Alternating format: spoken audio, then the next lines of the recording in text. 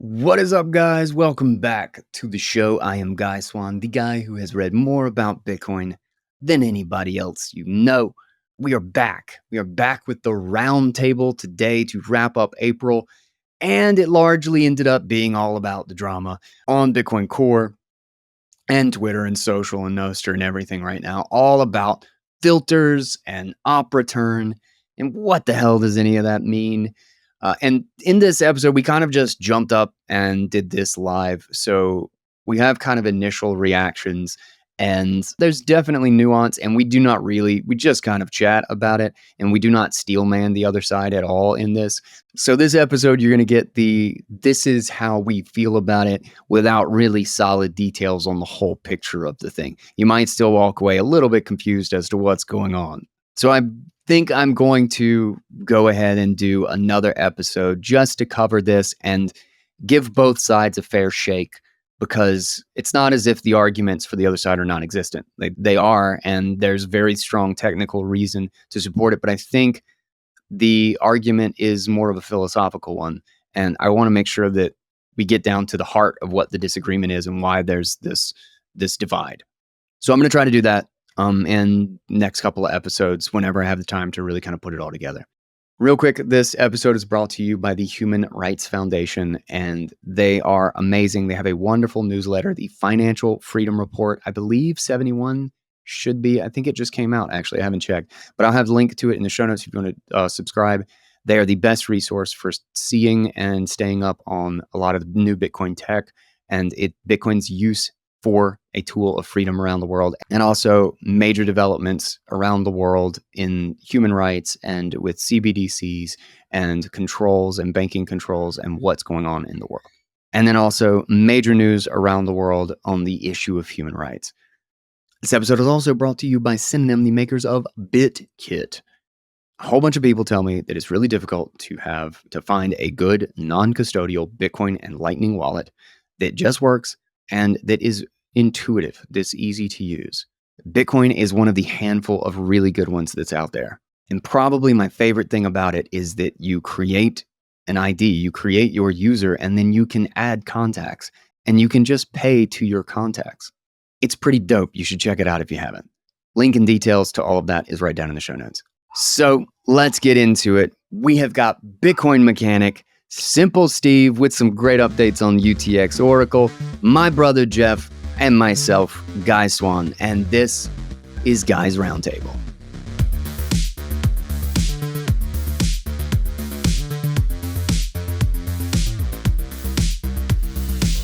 Welcome back to the show. This is the Roundtable. It's so exciting. We talk about mic problems and audio echoes and all sorts of shit. We have got Mechanic, Steve, Jeff, and myself, Guy Swann. I'm the guy who's read more about Bitcoin than anybody else you know.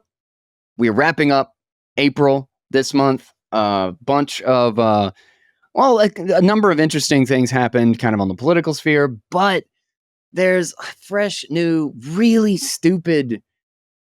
No, I don't want to preempt too much. There's some new drama and there's some shit going on right now that is throwing a big stink. And Mechanic, everybody knows your opinion on this, but I think you have the best hold on what the idea is or what the problem is, and also arguments on both sides of the aisle. Every time we've talked about it, I feel like you've been really fair about it, even though people suggest that it's the other way around. But can you give us a rundown of what everybody's been talking about and what's going on with the pull request, and kind of what's happened up to this point? Man, it's really hard to summarize it all. I think it's all, there's an agenda going on to bait and switch Bitcoin from being a monetary network to being something where there's just a bunch of unpaid volunteers that store arbitrary data with no regard to what that data is, whether it's in service of furthering the monetary use case or not. And it's the quintessential shitcoiner mentality of, I don't care who runs nodes. I don't care if there are any nodes. As long as we can pretend we're decentralized, everything is fine.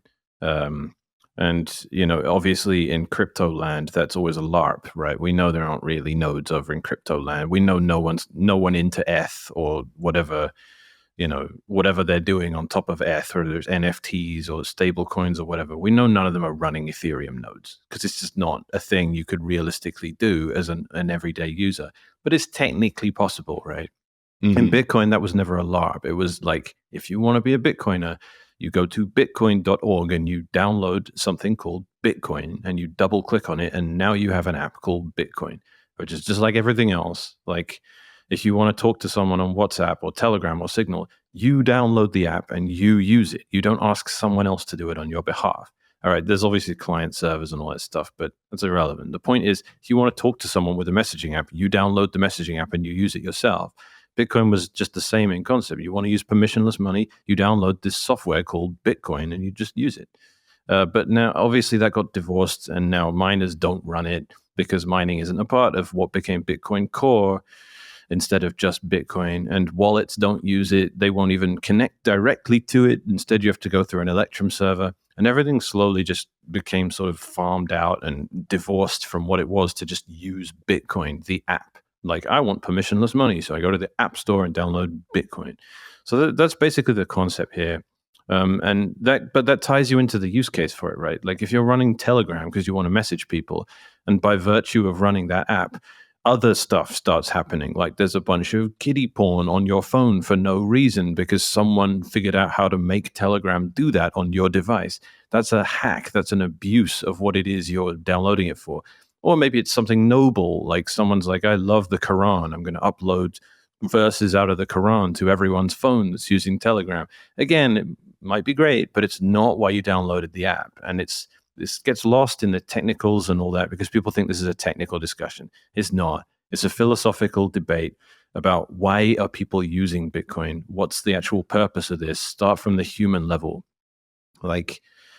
So into the specifics now, you have this agenda around, which is, let's change things. Let's make it generic file storage. Let's repeatedly push this narrative that, hey, because you can store data related to financial activity in Bitcoin, let's just say it's just a database. And let's just say that people running nodes are just storing redundant copies of a database which can store anything.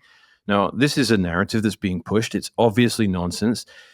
Not all databases are the same.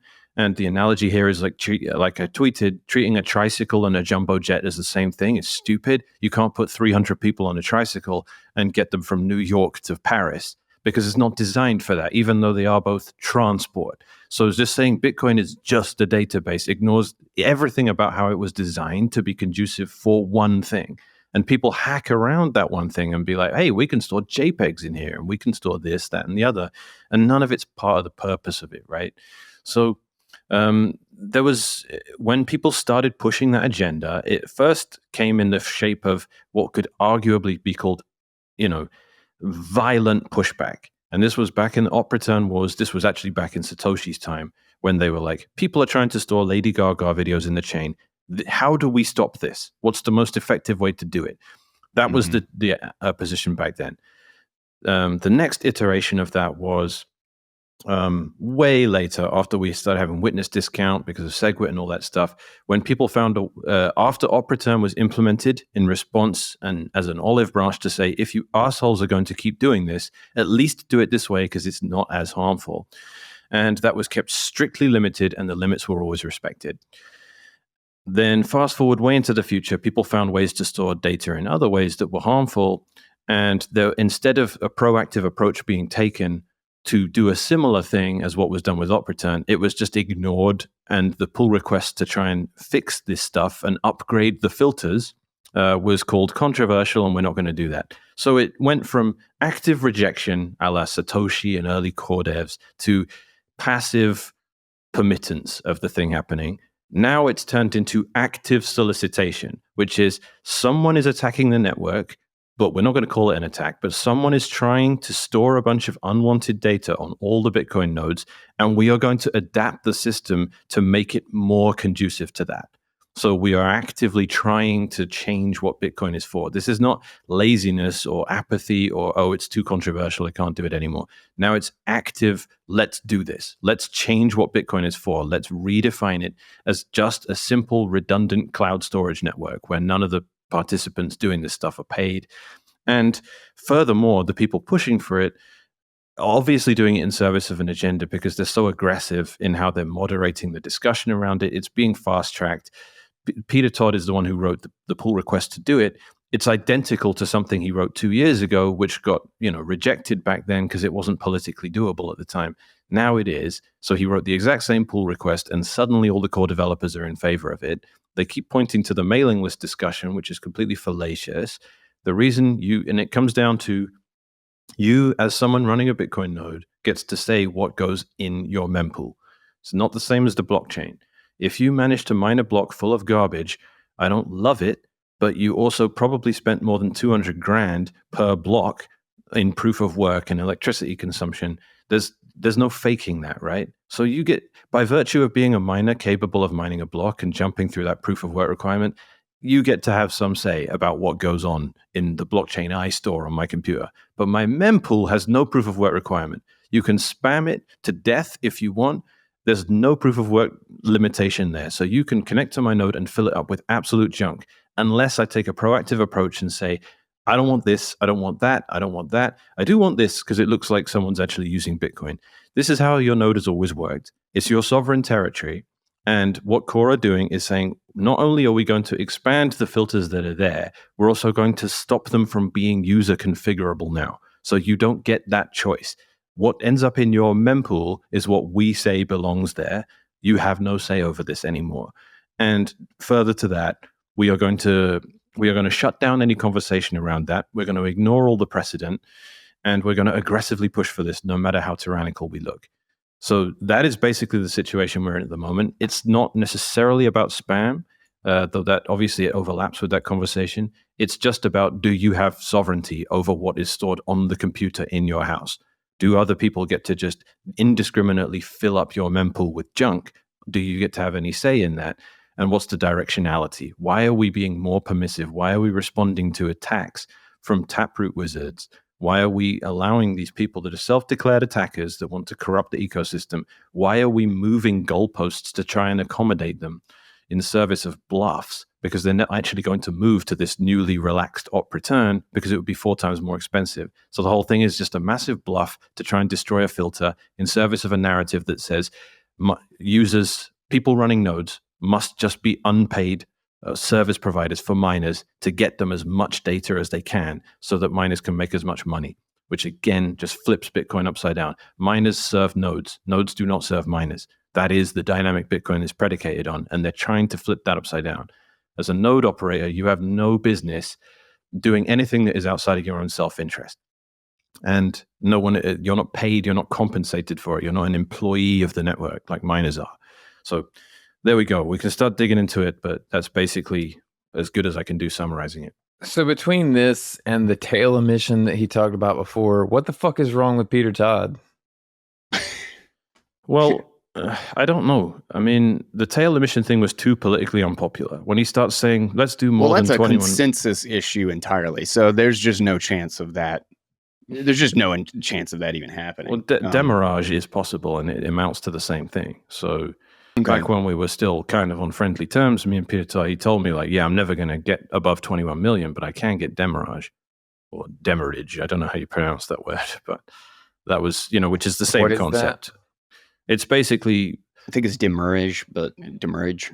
Every UTXO, a percentage of it gets mineable by miners, so they get to carry on paying themselves from everyone else's. It's tax, basically. It's tax on Bitcoiners, but it does the same sneaky loophole that inflation does. Rather than take 10% out of your bank, we make your purchasing power of the money 10% worse, so people don't notice it the same. So I mean, it's central planning. It's every single thing you came into Bitcoin to get away from. And it's very weird. I don't know what's up with the dude, but I mean, my dislike of him was much more to do with, geopolitics than anything to do with Bitcoin. But it doesn't surprise me that it all kind of comes from the same mouth. But the fact that the rest of Core are on board is, now I don't know what to do because that's just messed up. Well, you've got people in there that think that they're the opposite sex and everything else. So, like, they're all fucking crazy. I don't. It's like people have lost their goddamn minds. I don't understand what gets me about this is even by a lot of their own argument, the supposed change is inconsequential. But the argument for changing it, like, this is such a clearly controversial issue. And the whole idea of a reference client is to be neutral, is to not play a hand in forcing what other people are doing, and for a monetary network to be secure. And like, you know, it's funny, like Peter Todd actually brings up in the debate or whatever in the GitHub talking about RBF. And it's funny that he actually brings up RBF because I actually see that as an argument for the opposite side of the aisle. He's saying that RBF, because RBF is specific to how Bitcoin actually works. And obviously, the reason you wanted RBF as an option for users is because it actually was a meaningful change. It altered the dynamics and the ease at which someone could simply rebroadcast their transaction with a higher fee. But as a global bidding network, it's an auction. That is what's happening in Bitcoin. It makes sense that you should be able to change your bid easily. So that is actually in line with what Bitcoin's purpose is. And if you were saying that it doesn't actually matter because people can get around it anyway and people can just go to the miner or whatever and publish straight to them, well, then why would you need RBF? You like, and I'm as someone who was supportive of RBF, the reason you implemented it is because it made it easier. It's because it formalized it, and now I use RBF a lot, and it's a really great tool. But what you are doing, the whole idea of removing op return, is to make it easier. That is it, to make it easier to put dick butts in the chain, and I don't want them on my node. Like, I do not believe that is a consequential or important. And there's another argument by somebody else who says, like, oh, well, it's a $10 billion or $100 billion NFT market. It's like, okay, well, so are crypto tokens. Yeah. So are, like, the market for casinos is a whole hell of a lot bigger than the market for security systems. But that doesn't mean that you put a casino in your fucking security system. Like that's not an argument. You have to have the argument for parties and concerts is bigger than the market for judicial arbitration. But you don't let concerts outbid your court cases, because then you can't have property rights because everybody's just going into the court to have a party. Like, obviously, it has a purpose. Obviously, there is a philosophical question about what we should be spending time and resources on. And what gets me is that I fucking donate to Core. Like, I give them Bitcoin regularly, and I want to have more development, but I want them to actually develop something that fucking matters and not push controversial shit that everybody is annoyed with and everybody is clearly opposed to. And it's like they're doing it because people are opposed to it. And you stupid little bitches, you don't know what you're doing, so we're going to force it down your throats. Fuck off. Like, stop. This issue is, stop with this issue. Leave it alone. If people figure out a way to cram a bunch of bullshit data into a transaction and they figure out how to put it in my node, okay, I will try to figure out how to get around that and solve that problem for my node, but do not make it easier for them. And yes, that's exactly what's happening. It's being made easier. Otherwise, this wouldn't be a conversation point and you wouldn't be pushing for it. Yeah, well, that is the complete contradiction of it, because I'm going to try and explain this. Is, man, preach, man, because what's happening here is the self-contradiction is absolutely infuriating. So attackers have method A of storing data by fake pub keys. Core are saying that's bad. Let's get them to use op return, which is 4 times more expensive. Let's not try and prevent method A with a filter, because filters don't work. So let's get them to use method B, which they're not using because there's a filter preventing them. Do you understand the contradiction there? Right? I keep trying to make it like bite-sized, but I can't. Method A equals bad. We can't prevent it with filter. method B equals good, but they're not using it because filter. So we'll get rid of the filter, and then they'll just use it even though it's 4 times more expensive. That's a bluff. It's just an excuse to kill a filter. The idea that these people are going to move from creating fake pub keys, which requires them storing all this stuff as input data, which gets the witness discount, i.e. a 75% discount, the idea that they'll stop doing that hack and move over to op return to be nice to us, either way it's bad. If they're all in cahoots and Core have figured this out with Jameson Lopp and all these guys, and they actually do move, that means these guys are working together, which is a nightmare. And if they don't move, it means that it was just a crude bluff and Core looks stupid and they have egg on their face because they're like, well, we just killed a filter, or we made op return way more permissive and we forced you to accept those new policy conditions that you now no longer can control on your node. And the attackers didn't even move because it would have been more expensive for them. So we just broke a filter for fun. And it was done in service of a rationalization which didn't work out. So either way, Core end up looking stupid and they ruin a filter, or they're working literally with the attackers. So, I mean, it's ridiculously, it just sounds like hyperbole every time, but this is the scenario that people worry about when they get into Bitcoin. What happens if Bitcoin Core turn malicious? Don't they control everything? Can't they make us have more than 21 million? You're like, no, don't worry, because if they ever do that, you can use something else. Now's the time that we go, that actually is true, by the way. We will use other stuff. We won't just carry on, and inertia just means the whole system keels over. This is crunch time. This is crunch time. And if people do not move off Core as a result of this, it's over. It's just a case of, it's death by 1,000 cuts. No one can pinpoint exactly where everything broke, but in 10 years, it's a ghost town. The blockchain is a joke. No one wants to store it locally. No one wants to outcompete all these crappy use cases that can raise money forever because hop, hop, hop, hop, you have a money printer. That's ultimately, there's going to be stuff downstream of that fills up the chain with junk, with infinite money, because we're not on a Bitcoin standard yet. How did Bitcoin turn into this trash heap that no one wants to verify independently? I don't know, but I raised hell about a PR that made op return slightly bigger years ago, and everyone thought I was being melodramatic. I'm sorry, like, it's death by 1,000 cuts. It's sensitive dependence on initial conditions. Yeah. If you change the angle, just a few degrees, and the future is dramatically different. That's it. Yeah. And real quick, how hard is it is there a public address somewhere we can start donating to knots? There should be. Let me ask. Yeah, post it in there. Yeah, we'll put it in the description. And now I feel like I should have been running. Well, I'll be running knots. You'd rather donate than just run it? But I want to donate too.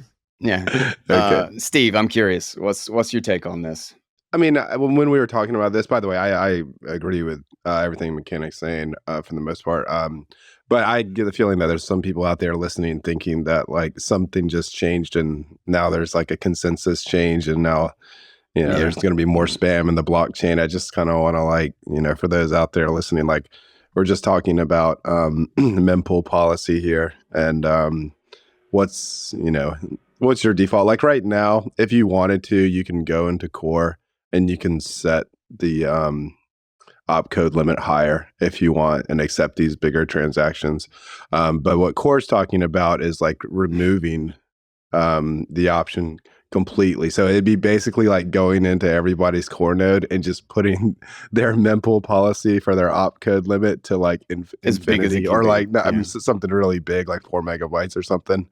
And then like not giving the option to change that. Is that last part correct, Mechanic? Like exactly. They're proposing to not even give you the option to reduce the opcode limit, right? In the pool, it might be a negotiating tactic to be so outrageous and then back off of one of the more ridiculous things. But yeah, they are saying we're removing the config option. Users will no longer be able to determine what this is. And the agenda with Core for a while has just been mempools need to be homogeneous because we need to establish all these heuristics around what the next block has to look like. So mempool space has always had that kind of thing. This is the next block. And if your block doesn't look like that, it's censorship. And this has been a really stupid idea. And it shows a complete misunderstanding of how this works. The blockchain is the definitive thing. There's a mempool and there's the blockchain. And the idea that, again, there's no proof of work requirement. So you can flood people's mempool with absolute crap. and it's There's an infinite number of mempools, right? Well, there's a same number of mempools as there are nodes, right?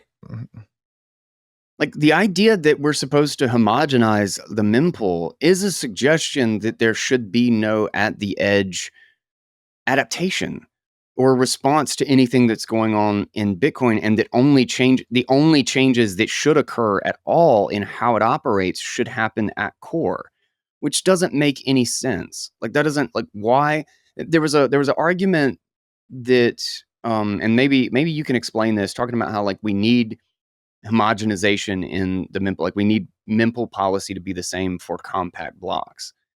And I'm curious what the connection there is exactly. And well, the argument there, it does depend somewhat on homogeneity. It's basically the idea that we can make transferring blocks around the network a lot faster, which is obviously good if you're trying to stop centralization of mining pools.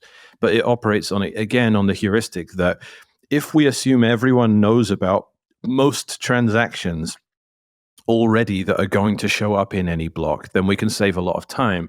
And if a node receives a block that has 5 or 6 transactions in it had never heard of, it very quickly requests them from other nodes, and it uses that to verify the rest of the block. But overall, you're saving a lot of time because they don't need to send the block and all of the transactions in it. They send a compact block which doesn't contain all the transaction data. It just contains hashes of it.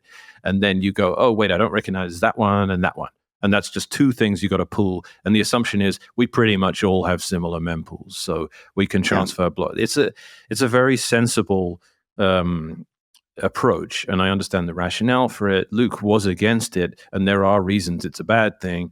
And sadly, I don't understand it well enough. It's Luke, so if you come down to it, eventually he's going to be right. But at least there is like something there that I'm like, yeah, that's a sensible thing. Compact blocks, we understand what you're trying to do with that. You're trying to massively speed up block propagation times around the network, and you can somewhat leverage the fact that we all have similar mempools. But again, I think Luke's main objection was, well, you shouldn't be assuming that, and it hurts Bitcoin on a deeper level to make those kinds of assumptions. Yeah, I see what Luke's saying there. I mean, because like Bitcoin has to work if you get a block and you haven't seen any of these transactions before. Like you got to be able to digest these things, and like, yeah, like if you start assuming that people have similar mempools, no, that's not good. I mean, there's trade-offs to it, is what I'm saying. Because my understanding of it was what you just explained, but that all that it means is that if someone has stricter policies, then they have more, basically more transactions to request from other nodes, but they still don't have to request the whole block. They just request via the hash, right? So like they're saying that the difference would be, it's like, oh, well, if I don't have 20 transactions that are in this next block when I get the compact block filter, then I'm having to request 20 transactions from nodes around me. Whereas if we had a homogenized mempool, maybe I only request 1. And it's like, okay, I'm still going from 4,000 transactions to 20. And the risk of homogenization, or not even the risk of homogenization, I don't even care whether you care about homogenization. I care about what I can configure on my node and what I can configure about my mempool. If I want to have to download 20 JPEG transactions when I get a compact block filter, that's my choice. If I want to have a homogenized mempool, well, then I just take all my filters off, or I don't add them. Like this is something that could be easily configured to somebody who is worried about those quarter of a second delays, or 10 millisecond delays between getting a compact block and being able to mine on the next one. And this is all like kind of beside the point too, when a whole bunch of people are mining on, like they need to be mining on Ocean first to even give a shit about it, because they need to run their own node, and nobody's running their own node. Everybody's just using a bunch of mining pools. Like nobody even checks they use the block hash. Your compact block only matters if people are actually running nodes. And if you're going to get a whole bunch of people sticking dick butts into the blockchain, you're going to get less people running nodes. And that's like, I do want more people running nodes. And it's just, this just seems so crazy. It seems like such a thing where they're purposefully trying to push something this controversial. And like the whole idea is neutrality. The whole idea is Like, Bitcoin is money. Let's make it work for that. Let's make sure that there's not noise, that it is as clean and possible to do that. As like, I want people working on how to bring more payments to Bitcoin. I want to actually have the debate about CTV, which maybe that's controversial, but that's exactly why we wouldn't just shove it in. Like, we would debate for years over whether or not we want CTV or if that's the position. Steve and Mechanic, I know you guys are against CTV, but that is at least a conversation that might move the needle on something that matters. You know, like, why are we wasting resources? Why is there another episode about this when this should not be a thing? And it clearly does not actually have the effect. Like, just like you say, they're still just going to use signature data. Nobody's going to use the op return. You're just removing an option from my node. Or, well, you're just making me download knots. God bless, man. Knots with 300 kilobyte limits. You can configure that. What's the state of acceptance? When I checked that repository or whatever, it looked like a lot of people did the not acknowledged NAC thing. Like, is that a kind of vote? Like, is it look like it's going to be accepted or? Well, so here's how that works. So for anyone, I mean, it's kind of, this is convention outside of just Bitcoin Core, but ACK just means like positive acknowledgement. Concept ACK means like, I like the idea. This is not, maybe it doesn't get implemented well, though. I'll check out the code. NAC is a negative acknowledgement, and that means I don't want this. And you're going to, similarly, you can have concept NAC, which is, I just don't like this whole idea. So yeah, there's a lot of NACs, but Shaw's, who I did do a panel with at BTC Prague last year, did say, he at least threw me a bone and said, I do agree it is spam, you know, in response to John Carvalho's whole assertion that spam cannot exist the minute someone pays money to create it. So like, so I at least thought, okay, well, that's something. But in that pull request though, he's sitting there saying, look, unless you're a Bitcoin Core maintainer and you have commits inside this repo, you're not allowed, you should be banned from commenting on this. And in that respect, Marcellus, unhosted Marcellus, basically my favorite Bitcoiner ever. I love this guy. He said, oh, by the way, this is all being done to placate an attack being carried out by this company, which is affiliated with Jameson Lopp. And it'd probably be good to disclose that conflict of interest because he's here in the pull request saying we need to do this. And he comes in with this whole, magnanimous, I think it's time to accept that Bitcoin, people want to use it for things other than just money. And I think it's time for us to all accept that.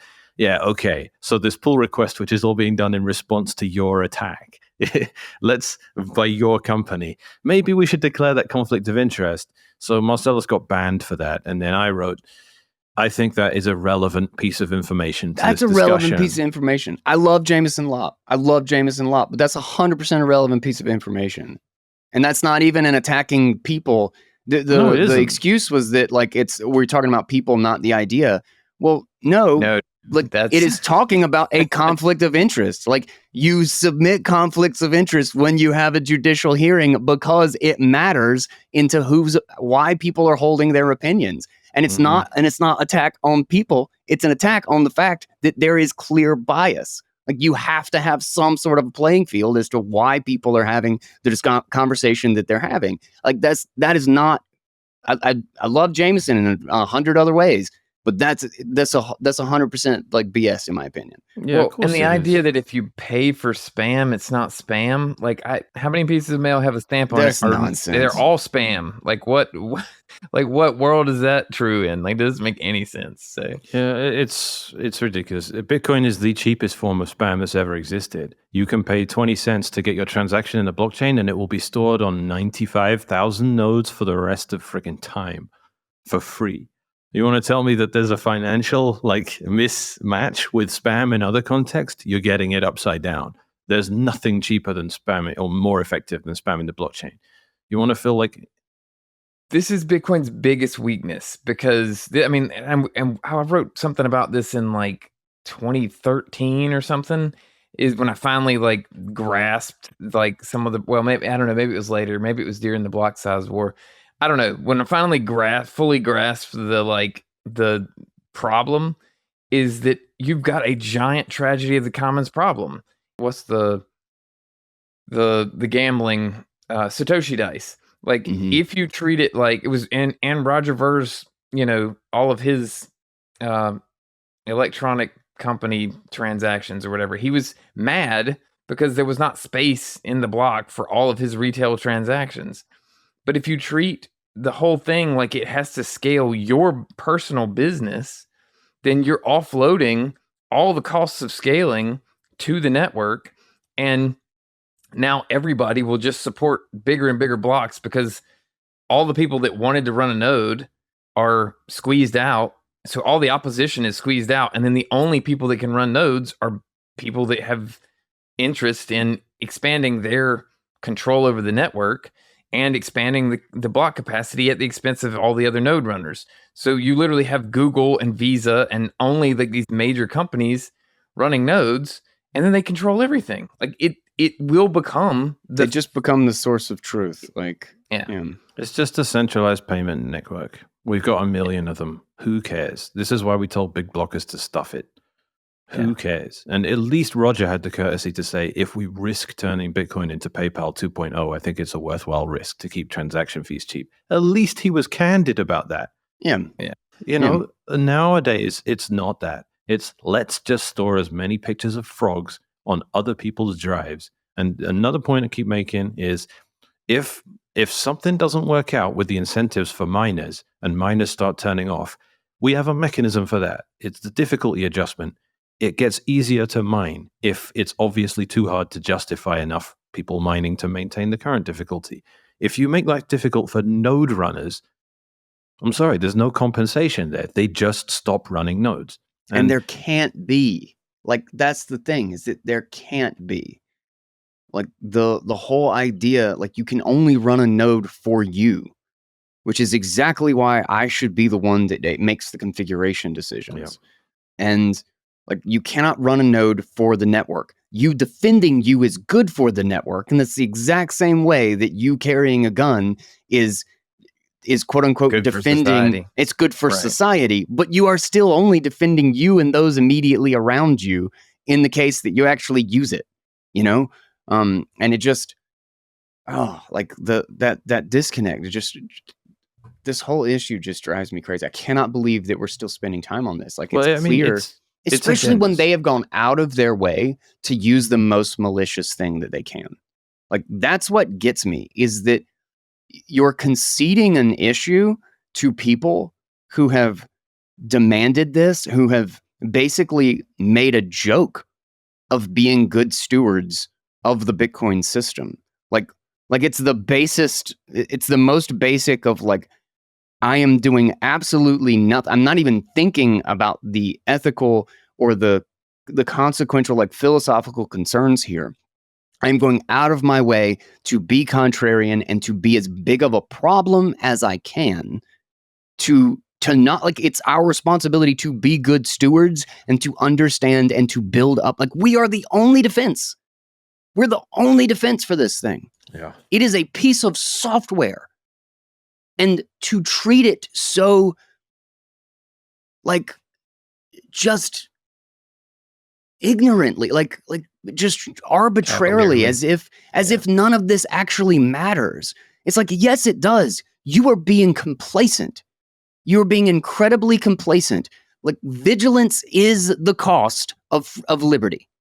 Like, eternal vigilance is the only way that this thing keeps working. And if we just complacency our way into just put whatever bullshit on the chain that you want, the only reason this works is because everything's is as filtered as a system can be filtered. That is how Bitcoin works, because it is an open digital network. If it's not filtered, it dies, like, immediately. And I just can't get the whole idea that we're just gonna kind of, like, slowly, like, frog boiling, just, like, give up and, like, stop thinking about it. And this could never break, and there's no consequences to any of this. There's no trade-off. Just stick whatever you want in this thing, and let's not think about it. It's all valid transactions, man. It's all valid transactions. It's like this. The whole censorship shit drives me crazy. It's like, you have no idea if you're making the argument that this is censorship. You have no fundamental concept for how and why Bitcoin works the way it does. Yeah, works that was at so all. upsetting. Like, it's such a stupid.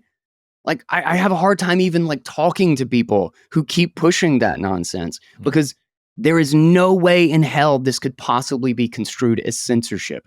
Bitcoin does everything it can to make sure that there is only one type of thing that goes into the network.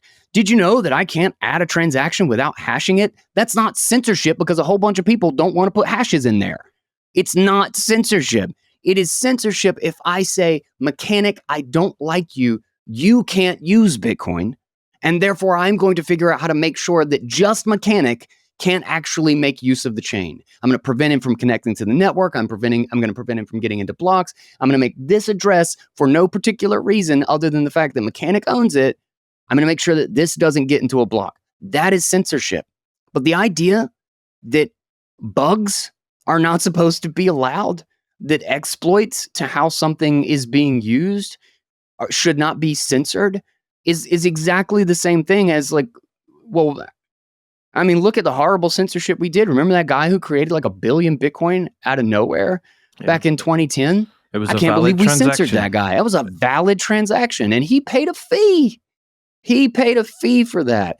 I can't believe that you would censor people that tried to spend your Bitcoin without a proper signature. I cannot believe you're a communist. You're a communist. They paid the fee and they wrote whatever they wanted in there. This is so infuriating that I can't. So dumb. I can't credit this with like I still get people hitting me up in Twitter like, "Oh, those are valid transactions," or "Isn't Ocean censoring?" That's not an argument. Like, this is you cannot still be making this argument on a serious basis. It's trying to reframe abuse of other people as a right that they have to just put up with. Otherwise, they're infringing on your freedom somehow. It's in classic newspeak style. It's trying to flip it upside down. And this was my beef with Samurai back when they ended up needing too much op return for Ocean's default template. They're like, we'd reserve the right to store 45 bytes of op return data in the chain. I'm like, you reserve the right to store data for free on other people's computers. That's not a right. That's not a right. That is something that you need other people's permission for. I'm reserving this particular space on your hard drive because it is my right. It's just so backward. Flipping the moral argument upside down to attack your political opponents is literally the modus operandi. Like that's just the way politics works now. I mean, because if you want to leave your home and not get a vaccine and not wear a mask, you're killing grandma. Like it just feels disingenuous. It just seems so disingenuous. Well, if you're pushing the cost of managing your own fear onto other people, you're flipping the moral argument upside down. Like, this is just like how everything is now. So I don't know that I can't decide whether like people are just completely broken in the head or like if this is actually some sort of concerted effort to like, destroy Bitcoin or like, I just don't know anymore. Like, it's like, it feels like the whole world's broken. The whole world's not broken. Core's just upset. Man. I mean, Core's just. I'm talking about like just politically in general, like the nature of the way people like. I think Bitcoin and all of our decentralized networks and all of that are make me very hopeful for the future, but the normie world right now just feels broken, and this just feels like an extension of that. It's like normies are infecting part of Bitcoin development. Oh, it totally is. Like, this gets into culture and politics, but like what goes internally, what goes on at Bitcoin Core is, you want to work at one of the relevant sort of institutions around it, like chain code. It's right. If you're working in this office, you need to be vaccinated, and just everything you expect from just normie, despicable, non-cypherpunk culture. It's completely infested with it. It started in in 2019, Matt Corallo had a massive push to get more women in Bitcoin development and all these absolute bullshit. Like, it's bollocks. I have no problem with good female developers, but it's a shit priority. I don't DEI care. programs just like made up DEI programs for Bitcoin. It doesn't make any sense. Yeah, but now who's in charge of Mempool? It's Gloria. Where was Gloria, headhunted from? Someone ran into her at a shitcoin conference. She had no interest in Bitcoin. And what's his name fell in love with her. And then he was like, all right, this is obviously a conflict of interest. And he wrote himself out the script. And that's why she is where she is. There is obviously, she's not completely incompetent. She obviously knows how to write software. But the context and the agenda is so clear. When we came up with fix the filter, it was, this is controversial and people are arguing, so we're closing the pull request. When they come out with this break a filter pull request. Well, this is way controversial. No, well, we're not going to do anything about that. No, we're going to do it despite the controversy, and we're going to ban anyone that has a problem with it. Yeah. I'm sorry, that's just that it betrays an agenda, and it's in service of shitcoiners, surprise, surprise, that want to turn Bitcoin into Ethereum. That's all there is to it. And here's the thing that bugs me to no end is that you have one thing that we have with Bitcoin is we have a hardened, hyper-focused foundation that is insanely secure and can actually stay that way. And the idea that we would dilute it, that we would specifically attempt to change it to better a use case that has not kept 10 million shitcoins alive and has not, why are we catering to something that we have 10 million versions of? There's an endless sea of blockchains for them to store their data on, to put their frogs or their dick butts or their monkeys, whatever the hell it is that they're putting on there. Let them do that. Okay, they have chosen to do projects to build systems that allow people to do that. If there's a $110 billion market for that, or whatever it was, maybe I'm wrong on the number, but if there's supposedly a multi-billion-dollar market for that, well, then it should keep something alive over there. Ethereum should stay working just beautifully based off of just sticking a bunch of NFTs on the thing. But that doesn't mean anything about what Bitcoin should do. Again, back to the analogy, and in the context of a mempool, the consistent argument that that it's not effective or that people use other ways to get around actually broadcasting on the network. It's well, no, nobody using Bitcoin for for actual Bitcoin reasons is trying to get around the network. They're just broadcasting to the network. And how many people are actually using Mara's Slipstream? Almost nobody. Such a tiny set of people are actually using it. And the idea that I'm supposed to lose my optionality in saying whether or not I want it. It's like saying that I use an analogy in a comment somewhere, that it's like saying that your fence doesn't do anything around your yard. It doesn't really do anything. Anybody can just come and jump over your fence at any point. Right. Therefore, you should not have the option. We're going to take away your option. Not only are we going to take away your fence that you put up, but we're going to take away your option to say whether or not you can build a fence, because we really need everyone to not have fences, because that means that we can all just run around in everybody's yard. And it's that's not an argument against a fence. The whole idea is that the barrier, of course you can jump over it, but you have to jump over it. You have to jump over it. Yeah, but it's more than that. It's people making fallacious responses. And I posted the 4chan text yesterday that describes it better than anything else. If you tell someone that Asians are statistically shorter than another race, and they respond with any variation of "I know a tall Japanese guy," you're dealing with someone that doesn't understand that is an a great abstract analogy. concept. That's exactly what's happening. And this every single time it happens. So 99.9% of op returns are within the current standardness policy. And every time you point out that filters work, they go, but here's one time someone got outside of it. So the filters do nothing. There are tall every single Asians. time. And what's annoying here is you're not dealing with a low IQ idiot that can't understand concepts like, statistical averages. You're dealing with someone that's very clever, that knows they're making a bullshit argument. And it's very annoying because I'm like, I know you are clever enough not to think that's a valid argument. The filter doesn't work because someone got around it once. The safety belt doesn't work because someone got in a car accident once and died, even though they were wearing a safety belt. So they do nothing. Like it's a complete joke of an argument. And every single time I write anything on this, someone will do it. Someone put one of my tweets in an op return, which was longer than 83 bytes. And they're like, look how stupid you are. There's an op return longer than. I'm like, yeah, great. What an amazing gotcha. You found a 6'5" guy from Japan. Therefore, it means amazing. Well done. Like, I'm not saying they're never supposed to be a watertight solution. Someone can climb over your fence and go in your garden shed and steal your lawnmower. I'm still going to have a fence. Like, it's just, are you serious with this argument? And when we were all at Lugano.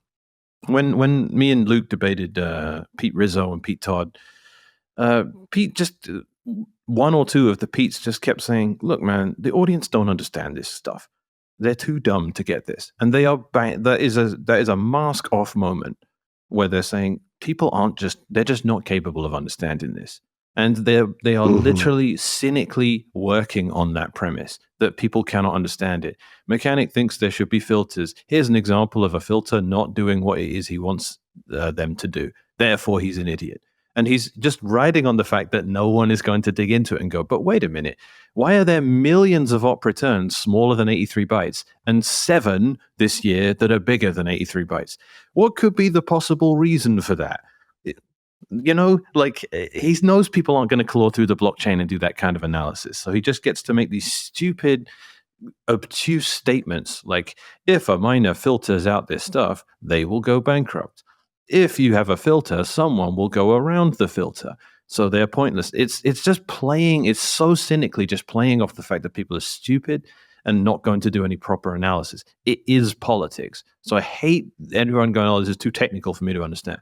It's not. This is just pure politics. Well, and the fact that they're smart enough to know better suggests that there's some other reason that they're doing it. And I don't think that's ridiculous to say at all. Like, I think that is like 99.9% of the cases, that is what happens in the world, is somebody makes some argument that they know it's ridiculous. They have some sort of hidden agenda that they are trying to push. And I don't know whether it's money for them or they're threatened or they're captured in some fucking way, but there's something else going on. And I have a hard time believing that's not the case. Yeah. I think the big thing is that this makes core look embarrassing. And that's what I don't understand about this is like, why, like, continuing to spend time and resources on this by their own arguments that it does not even make consequential differences it only is going to make people distrust core. Like, this problem only gets worse. I think the pushback against them now is worse than it was. Like, it used to be, and like in the whole idea that like the users aren't smart enough and that they're not going to get this, and therefore we have to shove something down their throats. This was the whole thing that caused like you could cause a much bigger problem by continuing to push this for no reason. All right, I got a new theory, guys. Lighten it up a little bit. All right. Yeah. Maybe Core is tired of being the reference client. I got a little sabotaging themselves. Like, did you see a little of these things in some of the replies that was like, hey, and people, we're not the only reference client anymore. People have knots and people have other ones. And I was like, wait, what's that? No, that's a meetup organizer who's been organizing the meetup for like 10 years. And, he loves it, but he just doesn't want to be the organizer anymore. It just kind of wants to be a participant now. Come on, guys. And Core's just kind of like quietly trying to give up the reference client thing, and they're just trying to be like a specialty client now. How about that? A specialty. I'm okay with that. A specialty JPEG client. Doesn't it seem like though? Let's make sure that happens though. Doesn't it seem like that with those statements? Like, hey, there's knots out there. Or it's either that or it's like You mean like Gavin Andreessen, like Satoshi is Craig Wright and all this stuff? Like, just write me out of this script. Like, how do I, Right. how do I like, I have been co-opted by the CIA. I'm not allowed to say that. Like, is it that? Oh my Like, god. I don't know. It's either that or Core is a little bit more offended by the growing popularity of knots than they should be. It's kind of like some like elephant in the room that, you know, some mouse walks in and people like the mouse, and then all of a sudden the elephant just gets really jealous for like no reason or something, you know, like something like that.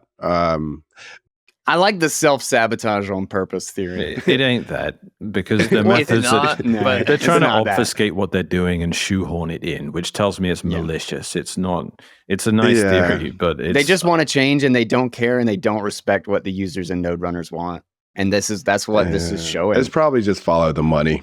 It is Yeah. follow the money. It's look, man. Taproot Wizards raised $30 million.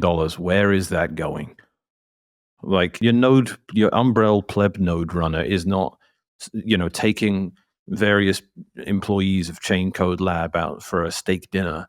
You know, it's not. That's not happening, right? It's the Yeah. correct dicks need to get sucked, and in this, like, it's that's just what happens. People, it's going to come down to that. Like everyone knows it's really difficult monetizing what you do when you're working on open source software. It's difficult. It's a perennial problem, and people have been around for years. And it's going to come down to that. And it's an inflammatory thing to say, and it casts very negative aspersions on people that I want to have a lot of gratitude to, because plenty of these developers have done plenty of good things inside Bitcoin, and they've worked hard, and I appreciate them. So I don't want this to come across as like they're all just, it's not Operation Mockingbird. They're not all CIA plants designed to subvert Bitcoin from the inside, but the effect is the same now. It is. This is complete undermining of sovereignty of people running nodes. It's turning them into unpaid, involuntary public servants of a network that's supposed to run on incentives that actually are sustainable. So it just breaks everything, and it's one of many cuts. And I don't know how to press the point any further than saying in 10 years, when it's a ghost town and the blockchain is complete garbage and no one wants to store a local copy of it, and everyone's priced out of using it as money permissionlessly anyway because it's being used as arbitrary file storage.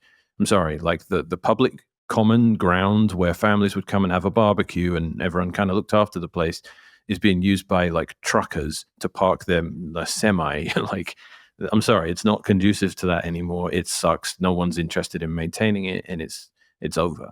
So this is the moment. It's not a boiling frog. This should be dropping the frog into the boiling water. That's what this moment should be, and it should be everyone goes, something's wrong. Yeah, this is great for you. I mean, we were looking for a trigger to get everybody over the knots, right? Like, did you pay Peter Todd to do this? Is that what's going on? Well, I don't. If I thought it would work, I would have, but I don't think it is.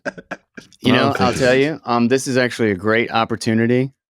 Well, let me just say this: it did inspire me to make sure that my UTX Oracle would work on knots. So it pushed me a little bit. And love the knots UTX direction. Oracle. Yeah, I mean, I've just been whatever about it for most of the time because it didn't seem like. But I mean, I'm mining on Ocean now, and now I'll be installing knots, which I did sometime like a really long time ago. This show is brought to you by the Human Rights Foundation, which does not give a shit about the use case of putting JPEGs into the blockchain. They care about how Bitcoin is used for money and liberty around the world. Who would have thought that is the way we should use Bitcoin, and that's its purpose? It's beautiful. But yeah. Well, yeah, Alex Gladstein mines on Ocean as well, and he No kidding. So, yeah, he's proud. They shout do out mine. to Alex. The Shout out to Alex. Human Rights Foundation mines Bitcoin. I don't know how much hash rate they have, but they are proudly mining on Ocean. I don't know if they're using Datum yet, but that's another point we haven't touched on yet. The entire mission of Ocean to decentralize block template construction is complete waste of time if Core are going to keep pushing for homogeneous mempool policy, because every single miner is going to be making identical blocks.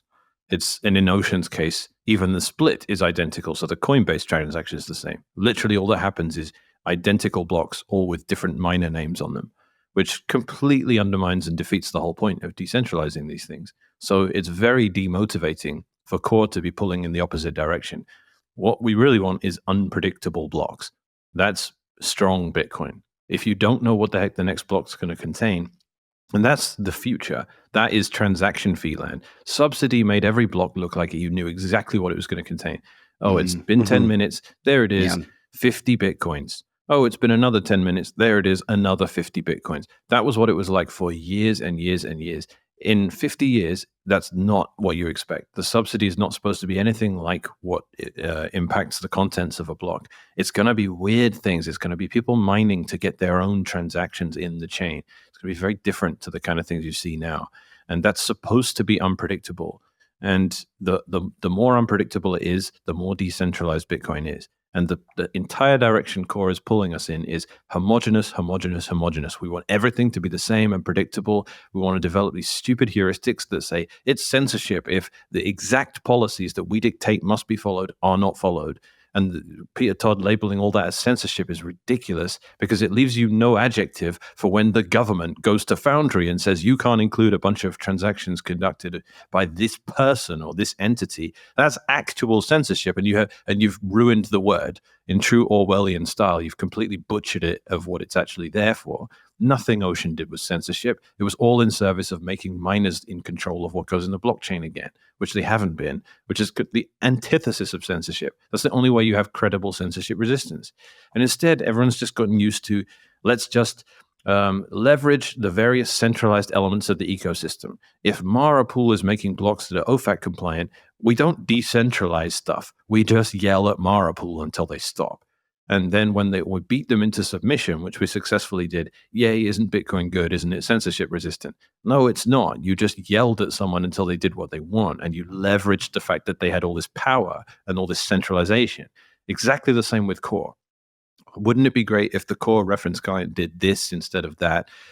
Everyone says, just make your own client. We did. That's what Knots is. Run that if you want. But pretending that we don't have 98% of people in the Bitcoin network using the same default implementation, Bitcoin Core, is a waste of time. It's totally centralized. Everyone is using it, and they're trying to make it so that users can't configure stuff, which means that basically what ends up in Bitcoin blocks is all downstream of what Bitcoin Core do on GitHub, which everyone is just going to mindlessly use and can no longer configure.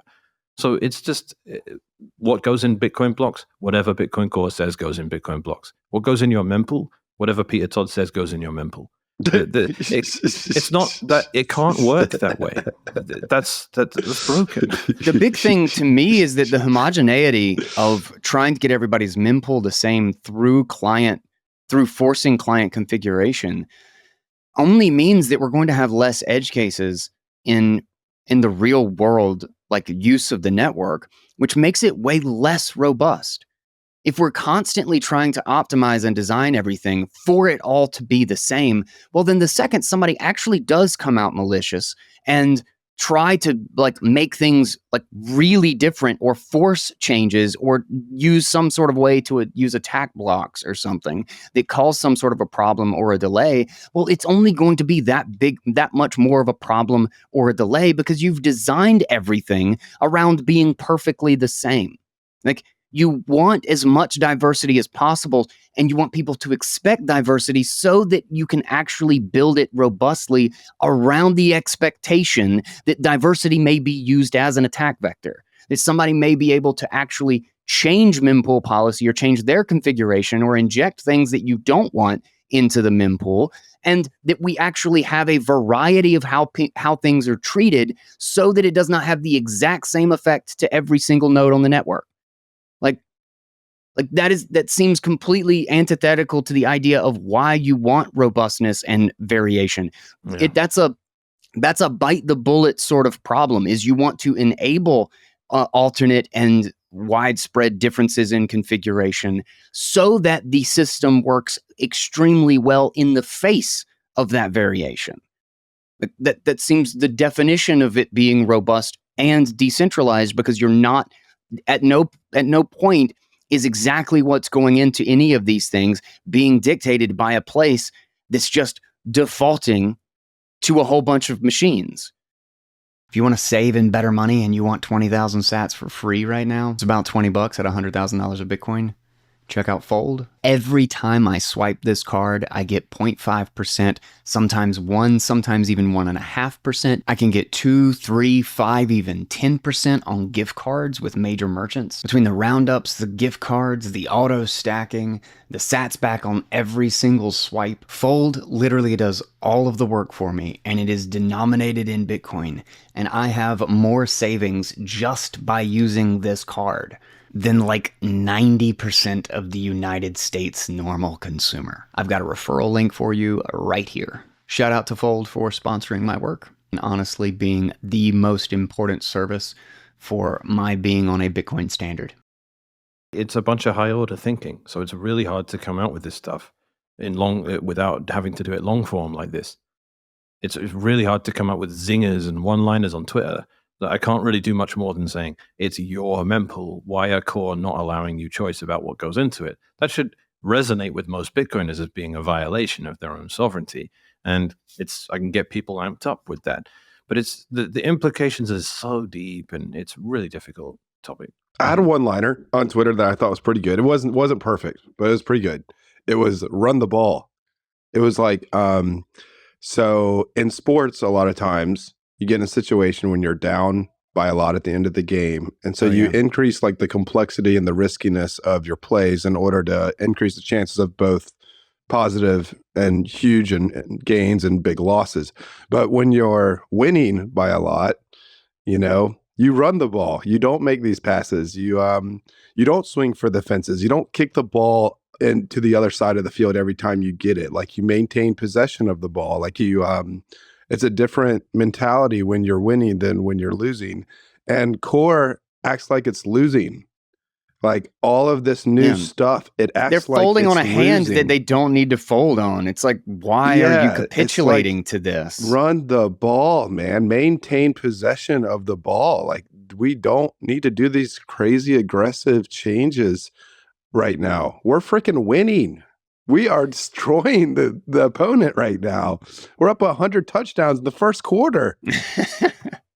I still think the problem comes down to like just a cultural divide. Like I think that like the cultural divide is infected everything. I think there's a huge element to that. And that was always like a big part of the problem, because the social sphere is a critical layer of defense, that there is a philosophy to Bitcoin and there is a reason for Bitcoin to exist, because code is law, but what informs the code is what people value the use of Bitcoin for. Like what do we need to build? And like, that's the big question. What do we need to build? And what do we need a system like this to work for? We do not need places to store JPEGs. Like, that is not a need. If you want to prove that a JPEG existed, stick a hash in something. Like, you can timestamp all that you want to timestamp. We certainly don't need something that does everything, but we need Bitcoin to work as sound money, and we need it to be reliable in securing and storing on as many places and on as many machines as possible, so that there is no singular source of truth, as many versions of the Bitcoin of the product of Bitcoin consensus as we possibly can. I'm actually super disappointed about the fact that we don't have a much more people running nodes. And the last thing I want is things to be changed so that people are less inclined or less caring about running nodes. And it just seems totally at odds with what the one thing that we actually need Bitcoin to do.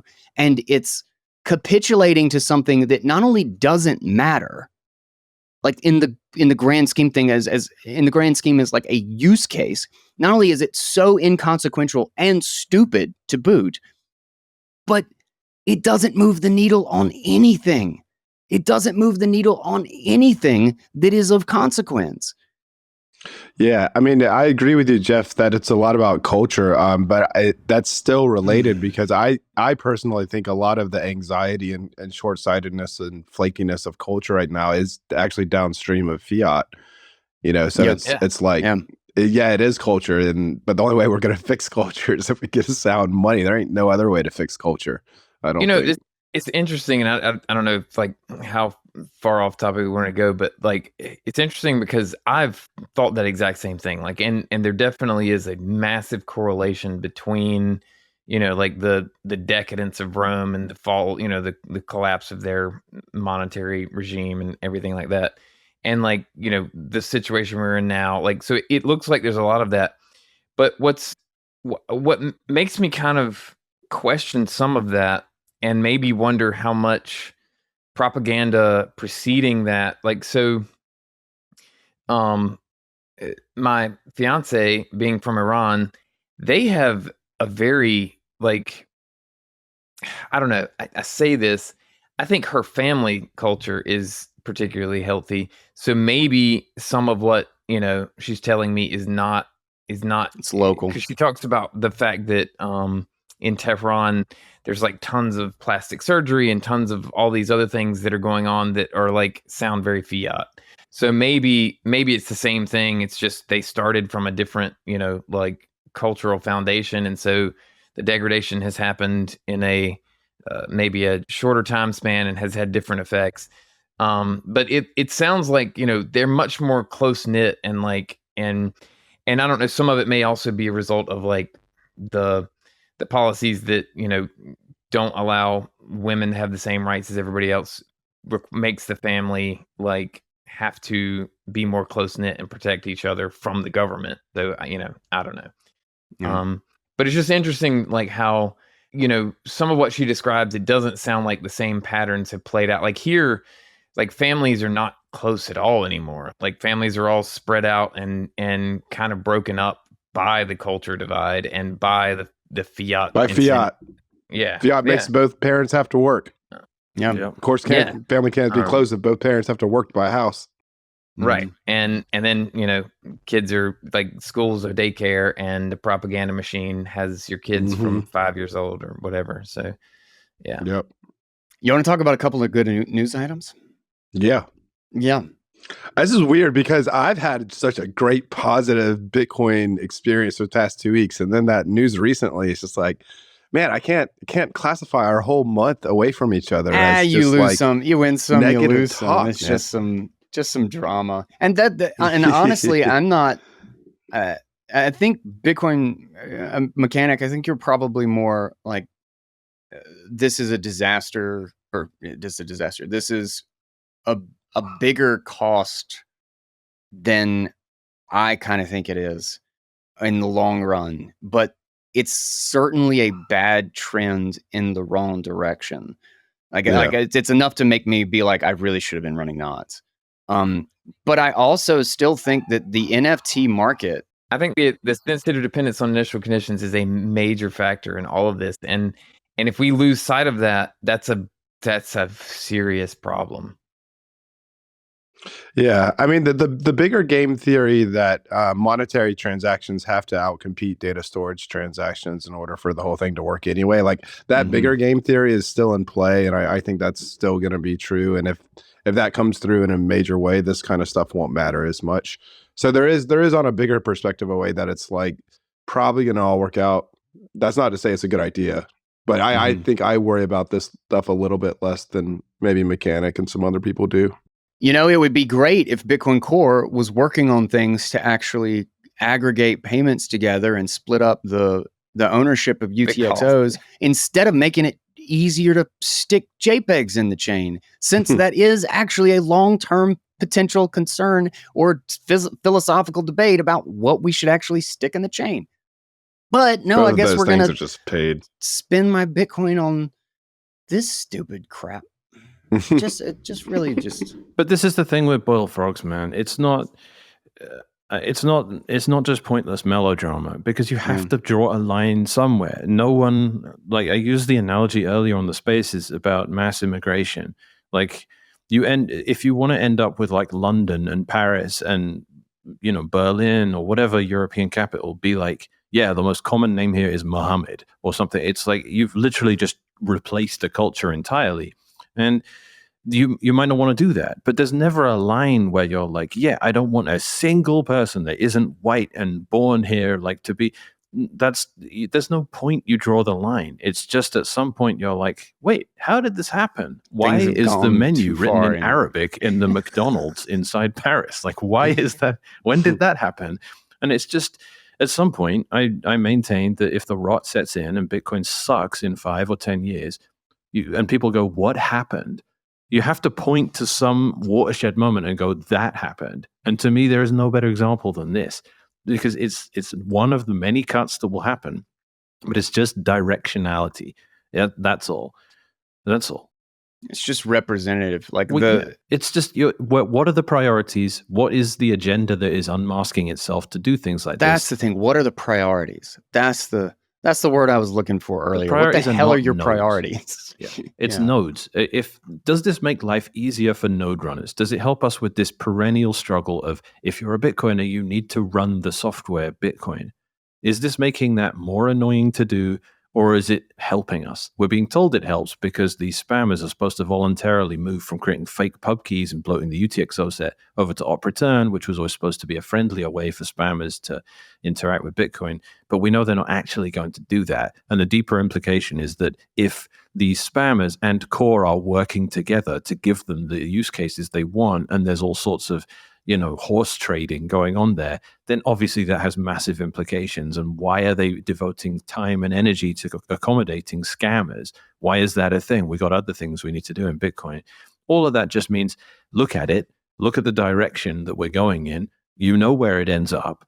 And you can always just say, oh, well, it's not that much of a big deal to each and every slight degradation of what this thing is, till you just end up with, no one really runs nodes anymore. And you just end up in that landscape where you're decentralized in name only. You're just another crypto because nodes aren't really a priority.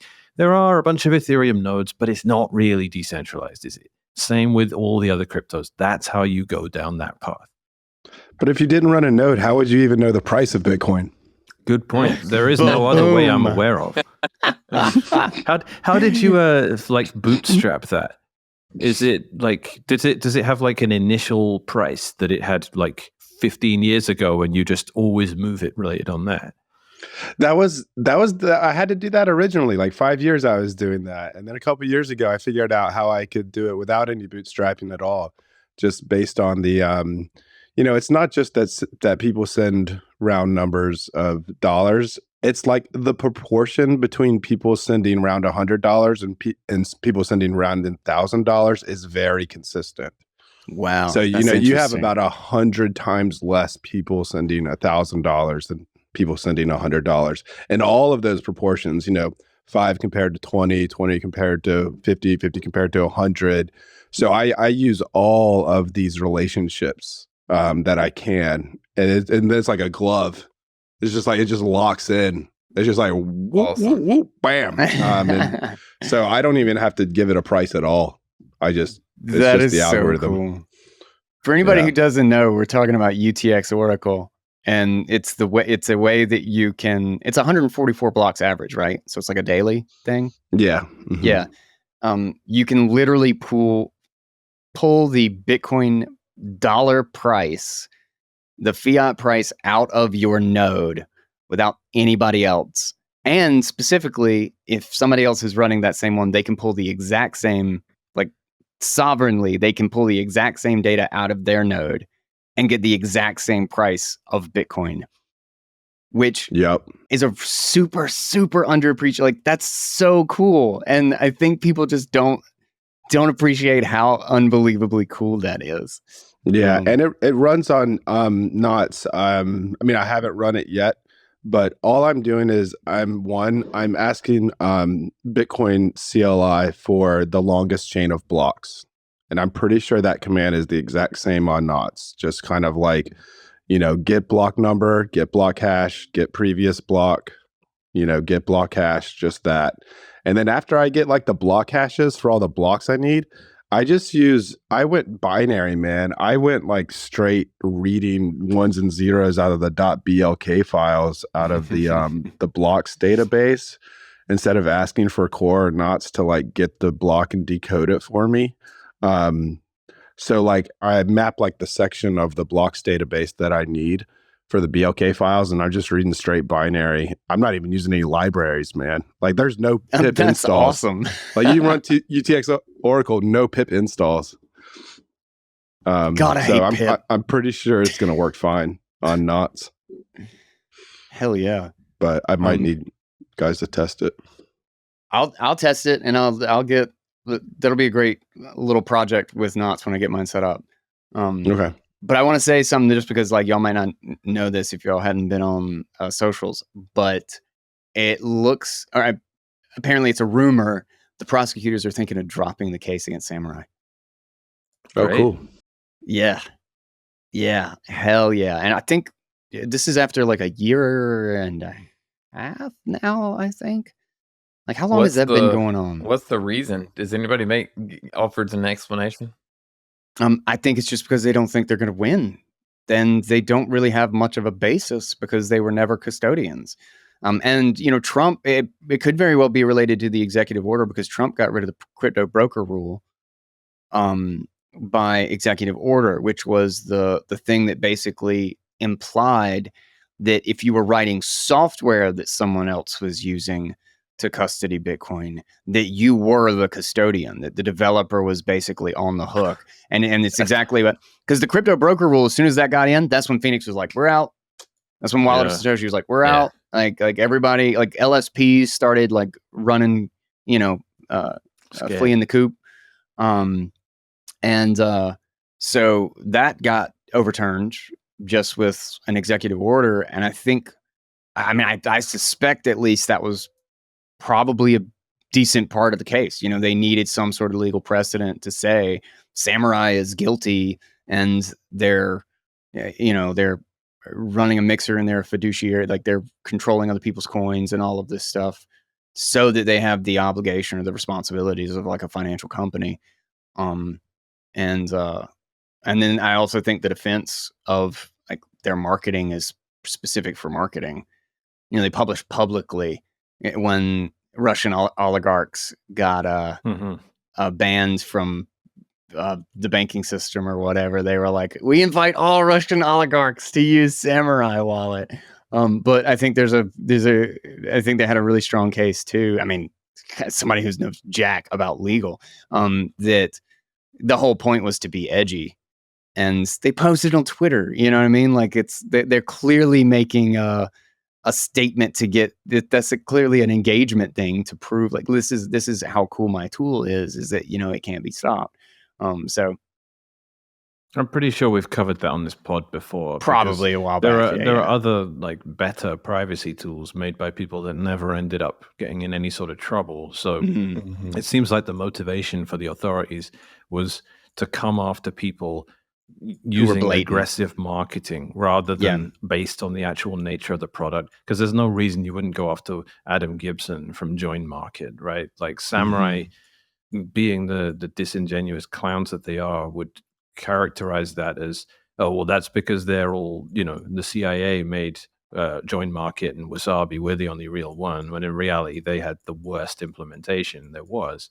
So I don't think it was about the product. There was, I know Rodolfo had that theory, it was a honeypot the whole time, and the minute they decided to release it and make it self-hostable, it was no longer useful. So that was the moment that they pulled the plug on the whole operation. The timing of that does fit really well. I don't like spreading conspiracy theories like that, except in Samurai's case, because that's exactly what they would do to everyone else. So fuck them. If you want to live like that, obviously, I hope they get off, and I hope they don't get the precedent set by them getting in trouble for running coin joins and all that stuff is ridiculous, and I hope they get off. But the context here, I'm not just going to be mindlessly sympathetic either, and it's not just because of them bashing Ocean and all that stuff. Genuinely, they are bad actors. They've been providing a broken service for ages, and they've yelled down and destroyed the reputation of anyone that ever tried to bring it up, and that's not okay. So that can't get lost just because they've been mistreated by the US authorities. Exactly the same with Roger Ver. This guy is a scammer. He's done endless attack after attack, and he's tried so long and hard, but unsuccessfully, to undermine and damage Bitcoin. But I still obviously don't want him to be in trouble with the U.S. government trying to chase after him for this exit tax money that is completely unjustified. So I'll defend him, but only in that, only to that degree. And the samurai, very narrow. yeah, samurai is narrow exactly range. the same. These guys have been absolute assholes. They've been a blight on the ecosystem forever. And there's an ocean donation address for people to mine to that we don't charge fees for. Barely anyone mines to. I don't think it's even up to $100 yet. But the will and the intention is there to work with them on this injustice and get them out for that. But please do not forgive and forget, guys. These guys have been an absolute pain in the ass. The whole XPub thing was like, yeah, like if you bring up that, like, you know, the Chomian blinding where you reveal the XPub to the coordinator is a complete and utter joke. You're undoing the whole process and turning it into, trust me, bro. And wouldn't it be a terrible thing if your server with all that information with it got confiscated by the authorities? Oh, look, that's exactly what happened the minute you changed the product to be something people could self-host. Again, I don't think they were spooks. They would accuse anyone else of being spooks in that scenario. So live by the sword, die by the sword. Even just from the like most superficial analysis of the whole thing, if you assume that like our lawmakers and enforcers and whatever know so little about Bitcoin that the only people they're gonna go after are the people that are the loudest and making the most noise, and that was Samurai. So like it's just the good point. They're looking for examples. Yeah, like there were a million dark web markets, right? That they go after Ross Ulbricht because that's the one everyone knows, right? And he's the one with the vindictive punishment. So yeah, it's a good point. Yeah, Ross Ulbricht is actually a great example because like they put like the operators of Silk Road 2 got like 2 years or something ridiculous like that. Like it was like nothing. Like it was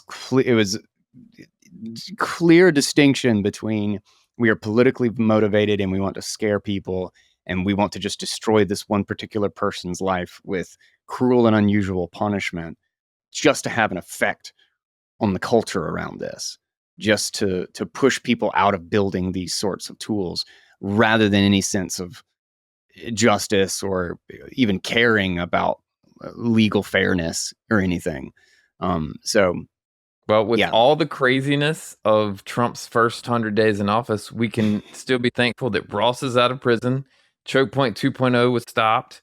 You know, like there's the Bitcoin is like the U.S. government is not entirely hostile to Bitcoin right now, so nobody has to leave the country. So all of that's, not terrible.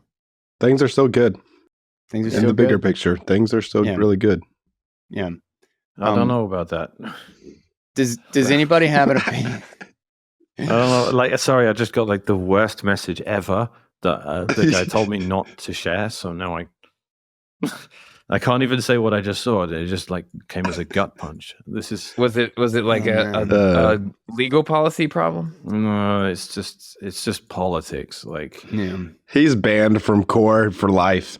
Yeah, it's like you're never allowed to. You have a conflict of interest. There are no other conflicts of interest anywhere in this situation, but because you have Ocean and you are visible about your opinion, you're very public about it, you have a conflict of interest. Therefore, goodbye. Does anybody have a take on tariffs and how this affects or relates to Bitcoin? I mean, didn't we do that? I think tariffs are good for Bitcoin no matter like everything's good for Bitcoin, but like if businesses can pay people under the table and do things outside of the system, I mean, like tariffs incentivize that. I want to see more gray market adoption of Bitcoin anyway. But the more like, I think there's a balance because you don't want like, again, like if choke point 2.0 and some of these things, if there's too much hostility all at once, then it makes life very difficult and people like, I might have to leave the country, right? Like we might have to, find somewhere else to live. But if you have this slow, constant pressure of other things that are making life, more difficult, then I think that incentivizes the adoption of Bitcoin and the use of Bitcoin to get around the things that are making life more difficult. And we need lots of slow, constant pressure. So yeah, it's the idea of like character building. Father says, "You're out of the door. 10 days in the wilderness, survive." Like it's that. Yeah. Not the mollycoddling, bubble boy approach. Like, protect this thing and have favorable treatment and elect politicians that say nice things about Bitcoin. Like, it's just not what we need, is it? Yeah. No. Well, let's end this on a positive note. What do you guys have, Mechanic? Let's start with you. What has happened in the last month that's gotten you like hopeful or just that you've been excited about? Is there any new buzz? Well, we had Tether say they were going to start mining with Ocean. Had they done that before our last rip here, or is that like new information? I don't know if I've heard. I don't remember it, but it vaguely. Awesome. I think I feel like maybe we talked about it in a different conversation. We've spoken about Tether a awesome. lot. We've spoken about Tether a lot, but no, I don't think with regard to them mining on Ocean. So, and they specifically said it's about Datum and the fact that we can make our own templates, and this is congruent with the overall you mission. like to configure your own node and what you want in your mempool? Yeah. Amazing. Oh man, I heard there's some people who don't like that you want to do that. Yeah, imagine if Tether, the seventh richest company in the world, get to decide what goes in their blocks instead of Peter Todd. This is an outrage. This is an outrage, guys. So it was a big deal. Man, why are you making me defend dollar stable coins? Yeah. Oh my God. I don't know, because they are like, there's a lot of companies in Bitcoin, and if they all design blocks how they want, that's great. Yeah. And if you pay 100%. Transaction fees, they might even include your transaction too. That's Wild West cypherpunk Bitcoin land I want. It's not, my transaction will get in because it's permitted by whatever core because core policy says that it will probably get in. Oh gosh. Well, anyway, that was a big deal. They announced that. It helps move the needle because a lot of miners are like really not very technical. So when they see a big endorsement, like Ocean's still less than 1%, and they're just like, this is scary. It's not Stratton V2. I don't get it. Someone else will get it and explain it to me. Like, that's kind of how people operate, right? So when Tether were like, we're going to use this thing, it works. And we came out with we found 100 Datum blocks now. So this is huge, right? Because it's not a GitHub solution that never manifests in anything. Like, the proof of work's there, the blocks exist in the blockchain. Miners can use a pool, which they're always going to want to do, and they can make their own blocks in that context. So that was the dream forever. We've realized it. It's being aggressively undermined by the fact that miners aren't going to be able to meaningfully do anything, but or at least that's the trend. But it's still a win. It's a big win that that's being endorsed by a massive actor that's going to do months of research and due diligence. And that endorsement helps us with other miners because they're like, oh, okay, Tether are saying you're legit. All right, I'll check it out. Like, I'll do the mental exertion to actually figure out the implications of doing this. Guy Swann said you were legit. I don't understand why that's not enough. Well, you're not Tether, it seems. You need to start printing your own money, bro, before people will really take you seriously. Am I just a rando podcaster? Damn it. Is that what happened? Steve. Well, you're supposed to listen to 40 hours of podcasts a week, not create them. All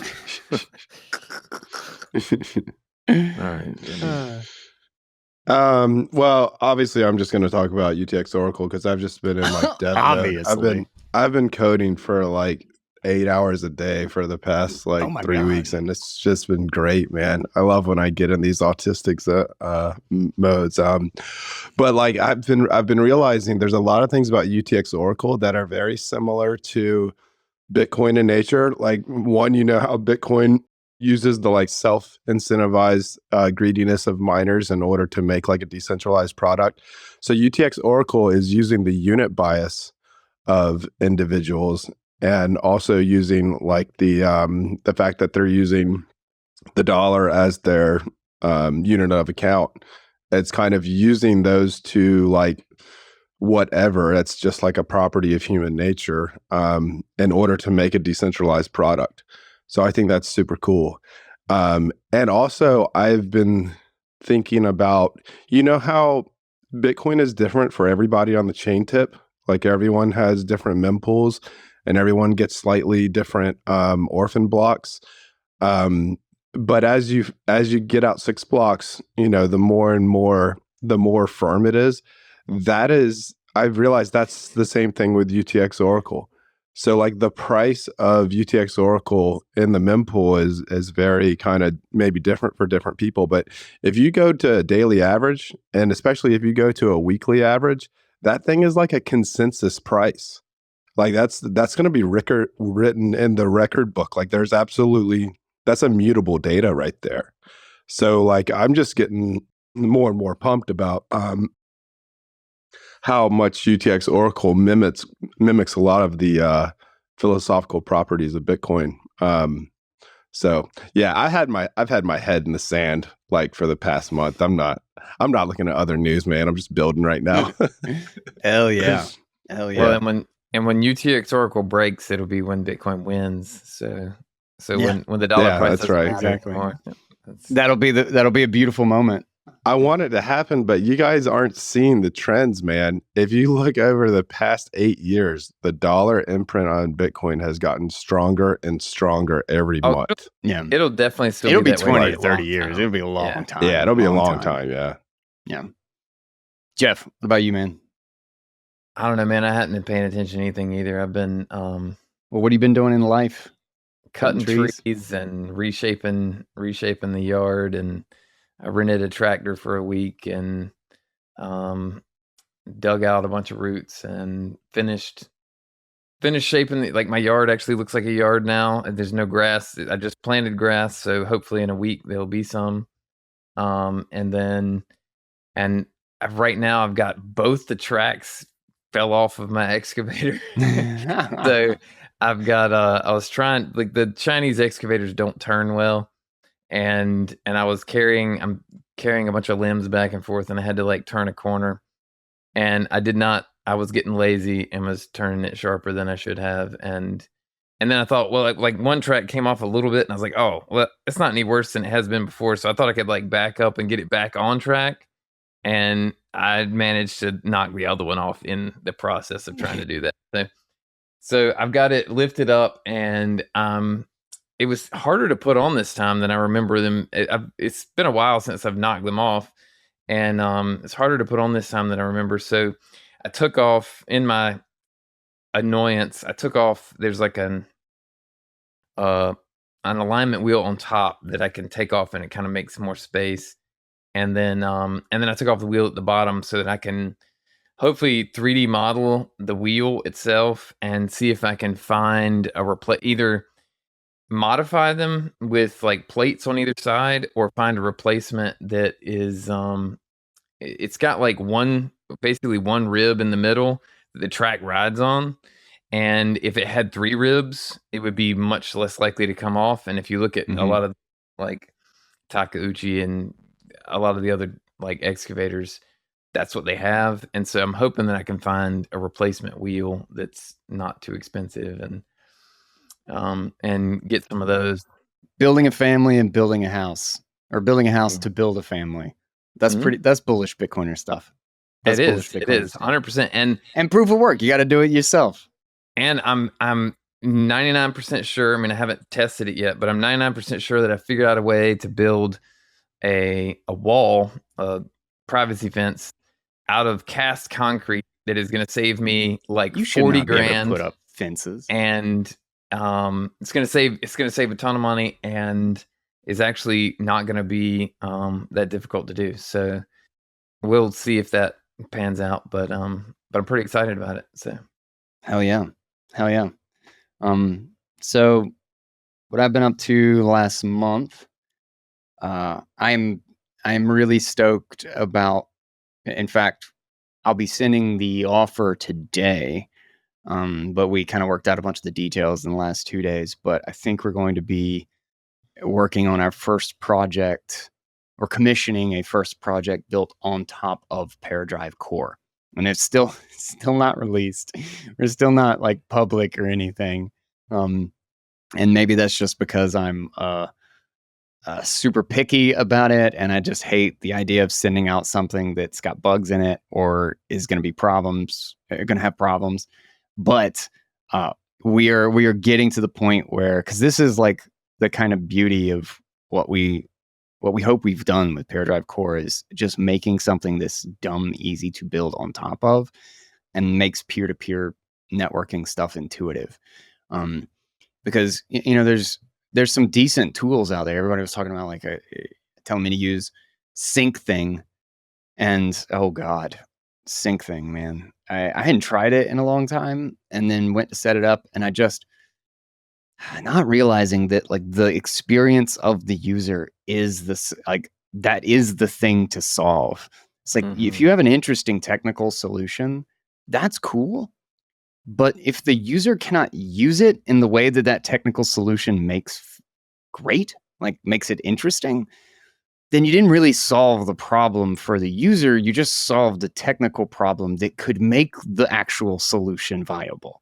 And I could not. I spent like 15 minutes, and I just like had to set it aside because it was just being a pain. They didn't even have an iOS thing. Apparently, there's like a Mobius app or whatever that's like the unofficial Sync Thing app. But I didn't even figure that out until afterward, because like there's nothing to show that's like I had to just dig into conversations on like the internet to figure that out.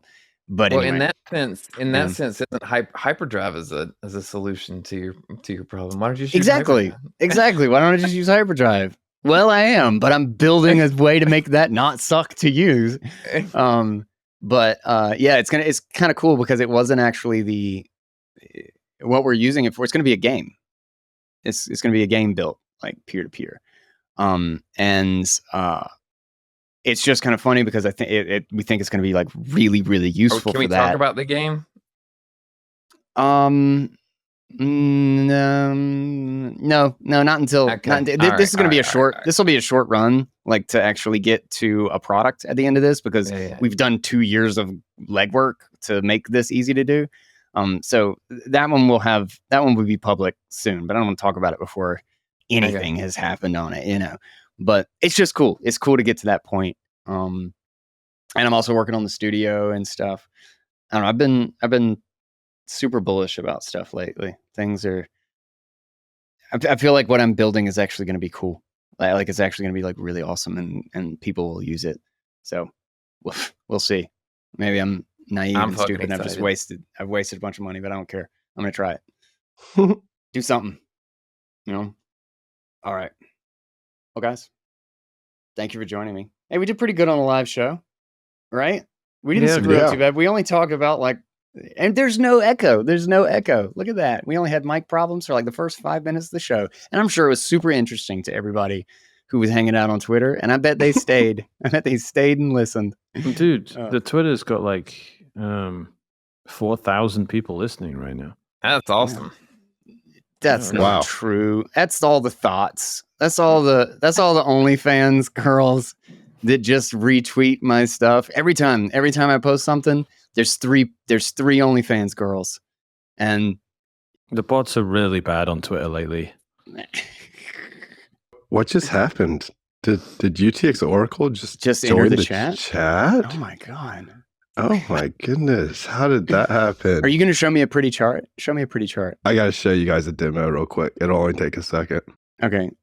Do a demo. While we're waiting, we'll talk about BitKit and the best on-chain and Lightning wallet that you cannot publish JPEGs through on the blockchain, because that would be a stupid thing to put in BitKit, and nobody wants to do that. But Jeffrey, have you actually did you start using BitKit yet?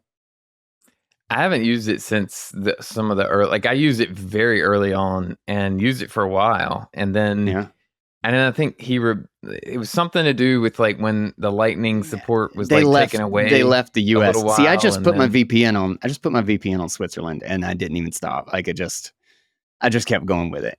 I didn't know that there was actually a solution to it. Oh yeah, it is not hard at all. I was having some sort of I had some sort of technical issue, and it was still just kind of slow to open, and I was using, I can't remember what I was using in place of it.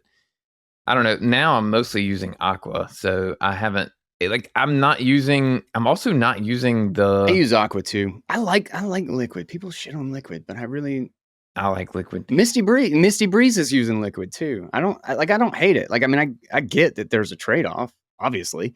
But I don't know. It's underappreciated in my opinion, but you know. My use of Bitcoin has been slightly lower in the last I mean, some of it's because of loans and stuff. I've actually had cash Dollars. that I don't normally have. And so my my interactions have been a little bit slower paced. And so that's kind of changed some of it, but I'm gonna update my start 9 and get everything revamped really quick here. So dude, I need to make some changes to my multisig stuff super bad. Start running knots. Yeah. I've got so many wallets. Friends don't let friends run Core, man. Bitcoin Core is Bitcoin Core is the Ledger Nano of Bitcoin implementations. Oh my god, that's kind of accurate a little bit. I'm not even hating on that. Dude, Ledger, man. That's some. Yeah, I think we finally got. I got everything off of Dad's Ledger. Our dad had a ledger that had a little bit of Bitcoin on it, and I got everything off of that. And we sent our last update to government. We didn't discard it, but we put it in a drawer where it is archived. Yeah, I haven't thrown any of my wallets, even the really bad ones. I have the ballet, the metal ballet card where they literally make the key and then they stick it on the card and they're like, put Bitcoin on this. I'm like, sorry, brother. I ain't doing that shit. But I've got it as a great example of don't be stupid. Don't be stupid in Bitcoin. Oh. Yeah. All right. Well, Steve, where's our thing? I was trying to give you a moment. Yeah. We'll see if this works. I'm trying to join right now, but Riverside's kind of using up a little bit of my processing, but we'll see if it'll let me share my screen. What's our demo for? Well, because this is the beta release of the visualizer. I've noticed that people don't really take this thing seriously until they actually see all the points, until they actually visualize the graph coming from their node, and then once they see that, then it's real. Yeah, I don't know if it's not. Is it letting me share my screen? Join us next time on the Roundtable. Yeah, we might have to do it next time. Yeah. All right. So everybody subscribe to Bitcoin Audible and follow Guy Swann on Twitter and Insta something. All right. All right, guys. All right. Thank you so much for the drama, and that is a little sad, but it gives us something to do. We'll get on the schedule, and I'll catch you guys next month. All right. See y'all next time. Peace, guys. That was fun.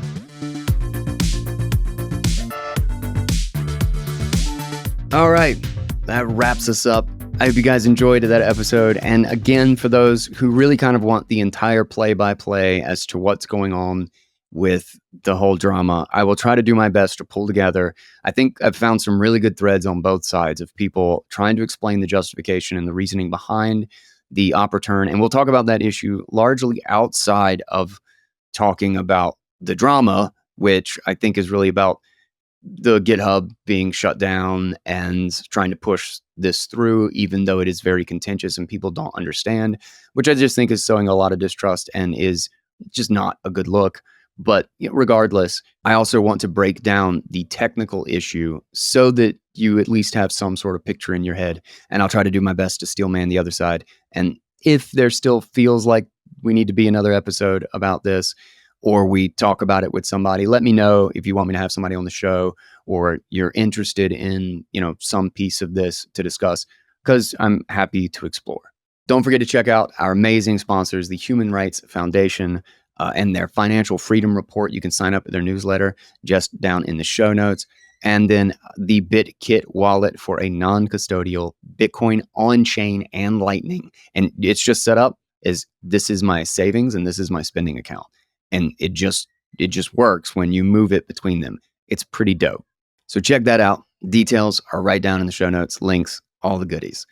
And with that, we will wrap it up. Thank you guys so much for listening. Do not forget to share this out, subscribe, so that we got lots going on. And I am happy. I love when people ask me questions because it gives me a focus. It gives me a perspective to tackle some explanation or show from. So if you want to ask me any questions, you want to DM me or boost me on, like, just pay this like a little Zappin fountain so that you can post a comment. I try to check that pretty regularly. I try to check my Twitter and Noster as well. If you tag me and you're curious about something and you want to hear a show about something, I would love that. Helps me. That is a huge help for me, as well as great reads and all of that stuff. So always hit me up. I'm around. You can find me eventually. And until then, don't forget to subscribe, share it with everybody you know in the Bitcoin. I'm feeling hella bullish right now, man. I'm feeling like things are moving. The foundation is rising. So I got some really fun stuff that I want to talk about. So we got some great episodes coming up. And until then, everybody, I am Guy Swann, and that is my 2 cents.